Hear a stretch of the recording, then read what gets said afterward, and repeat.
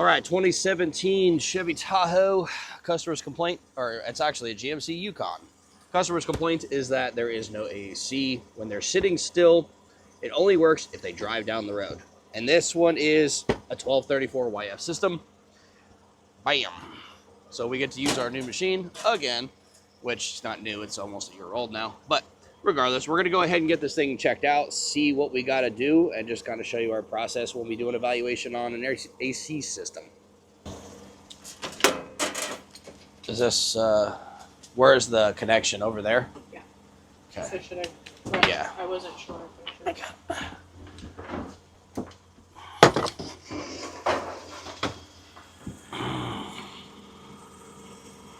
Yeah, that's a problem. Didn't really think about this, huh?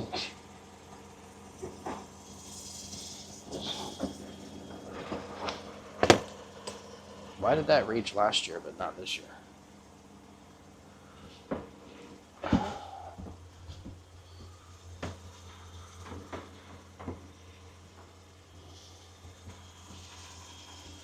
I'm gonna assume. I mean, it's pretty close on that. You know? Mm-hmm. Might have to get some extended hoses.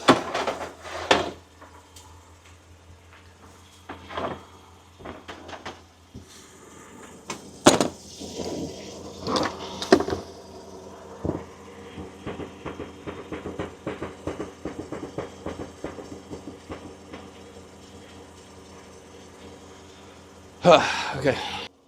All right, well, AC system is on and it is functional. These are our pressures right now. About 60 over 150. Not so great, especially for our temperature outside right now.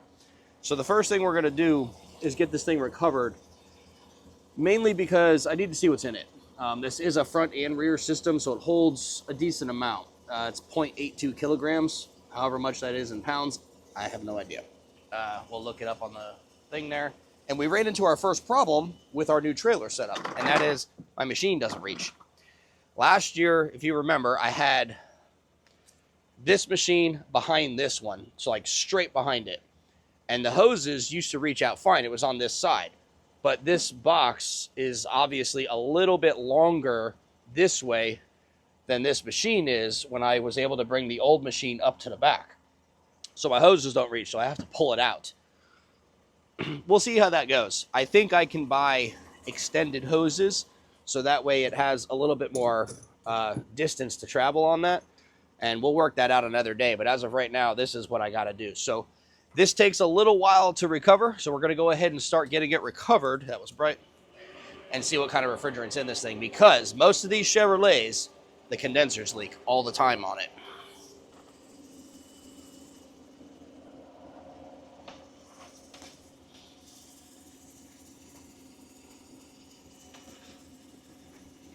And right where this one leaks, there's some silver tape over it for some reason.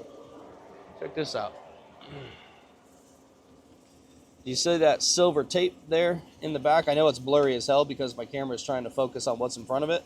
There you go. See that silver tape? Not sure why that's covering the condenser. Maybe that was GM's way of fixing things. I have no idea because that's exactly where it leaks all the time. So we're going to go ahead and get this thing recovered. I'll bring you back in a few minutes to tell you what was in it. All right, system is actually full. So I went ahead and just refilled it back up, and we'll go ahead and watch our pressures. Now, I know I'm wearing a beanie and a jacket. It's not that cold out this morning. It's probably about like 55 or 60, but the sun's starting to come out now.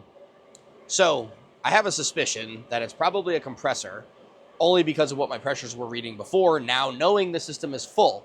So we're going to go ahead and start it back up and just kind of see what our pressures are at so we can confirm that conclusion.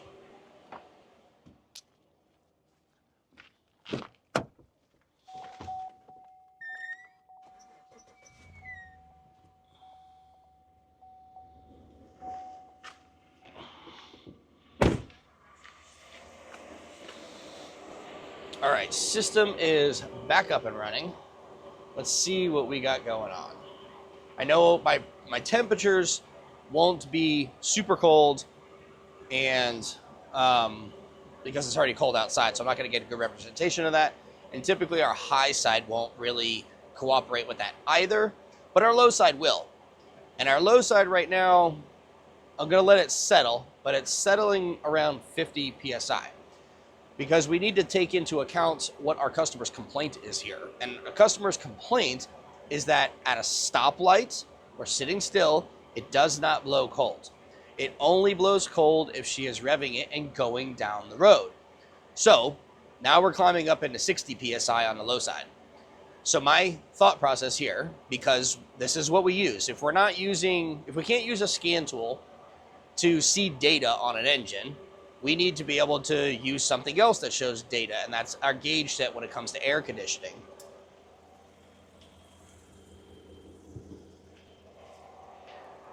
And if I'm correct, I believe this is a variable compressor. Can you pull up a compressor for me for this vehicle just in 4 Seasons so I can see what it looks like? Because I can't see this one. Here are my pressures, just so you see it. About 1 1/4 and 60. So if I were to go rev this up, chances are we're going to bring this down. Move it around, like next view. Yeah, it's a variable compressor. Let me go back to that view. Let's see if I can zoom in and show them. So do you see that little sensor right there on the bottom of the screen? Point to that right there. That is our variable solenoid for the compressor. Now this does have a clutch as well. It has a clutch coil, but it runs independent. So it's a half and half compressor. So we are dealing with a compressor failure here. We know that the signal is okay because I can get this thing to move and it moves on its own. So we know the signal going to it is not corrupt, it's not destroyed or anything like that. We can typically put that on a scope and check it. I don't need to in this position just because we see this so much. But again, this all represents back to the issue that the customer is complaining about. So I'm going to go ahead and rev it, and I'll have my wife hold this here at the gauges so we can see what the gauges do when I bring the RPM up. Or how about you go out there and just give it to like 1100 to 1500 RPM so I can watch the gauges. Steady. Yeah, steady. Let's watch our gauge here.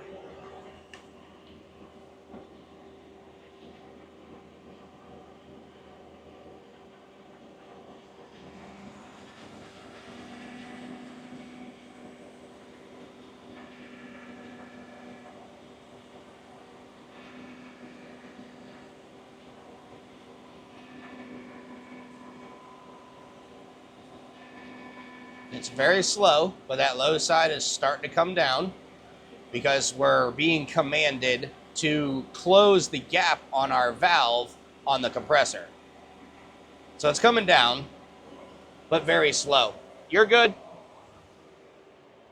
So the way this compressor works, just so you understand, is the PCM will have a command from our AC control head, and then the PCM will command a pulse width modulation, PWM, to the compressor. And it's just a basic on, off. That's it. That's all it does, just the amount of time. And it's a voltage that goes to it on, off, on, off, on, off, on, off. That's how it works. So because the compressor cannot actually compress, when we actually apply voltage, that's why it takes forever for it to come down. So we're going to let the customer know they need a compressor, evacuation and recharge, and we need to flush some of this out possibly because we might have some wear and tear in metal getting into our condenser, and we don't want that.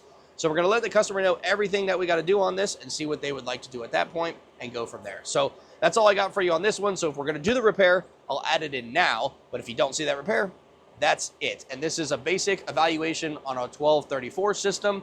And the charge for that is a basic minimum charge. Without doing electrical or anything else, the evaluation is $129.